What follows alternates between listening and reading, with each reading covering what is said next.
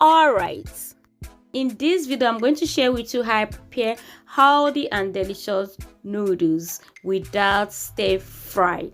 Exactly what you see on the thumbnail. So first I unwrapped the noodles, exactly what you see. So after unwrapping the noodles from the wrapped, next this is what it looks like. And there has always been this story that it stick together because of candle wax. I don't know how true that is, but please keep watching. We are cooking noodles without stir fry.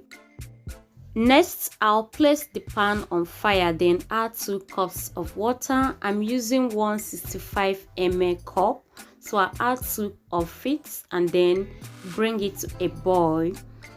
Next, I will add the unwrapped noodles and cover it to cook for a second. Please do this on a medium flame. Do this on a medium flame.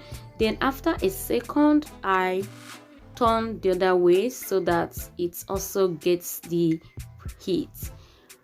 Then I cover it for another second. After a second, I will transfer this into a strainer, exactly what you see on the screen. So this is what it looks like. It's still strong, it's not softened. So next I will transfer to a pan without water or oil. Remember, we are not frying these noodles. It is a healthy and delicious noodle. So next I will add scotch bonnet pepper. I will add freshly chopped carrots, freshly chopped onions. I love onions, so I'll add lots of onions. Next I will add freshly chopped tomatoes, green onions. Then I will add 1 tablespoon of coconut oil. You could use any other oil, but if you try this with coconut oil, you won't stop eating it.